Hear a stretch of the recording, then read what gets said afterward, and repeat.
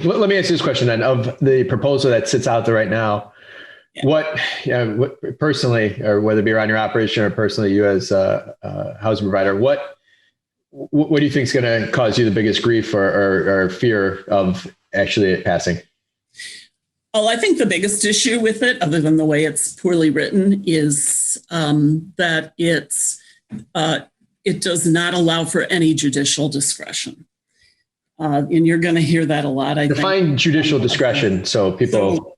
So you do a minor technical infraction against a tenant. It can be $1 at stake. The tenant takes you to court because they have a lawyer who does that for a living. And you end up with thousands of dollars in fines. And that actually happens in Chicago, where they have a strict liability ordinance. It's really, really expensive for landlords. And, it can be, like I said, less than $1 at stake. And I haven't had that problem.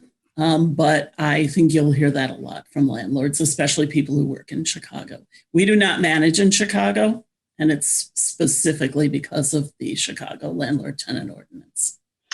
There's a lot of people that I think that same thing. They say, we stay out of Chicago. And my fears are going to say, I'm going to stay out of Cook County now. But, as an example for people listening is, if you pay in Chicago, for example, you're going to pay interest on it every 12 months within 30 days of that 12-month period expiring.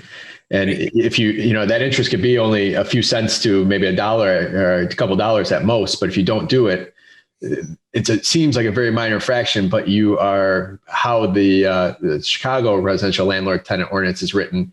You are getting the same fine, whether you hold back $1 of interest or thousands of dollars interest. So I imagine that's kind of a good example. The judge has no discretion about what a fine should be, no matter how silly the infraction is. And sometimes the infractions they're getting fined on are things that have nothing to do with what they were looking for when they wrote the ordinance. So in this proposed ordinance, like Chicago, a judge doesn't even have the opportunity of saying, listen, you manage hundreds of units. You have an awesome track record. I could Google it online and people love you.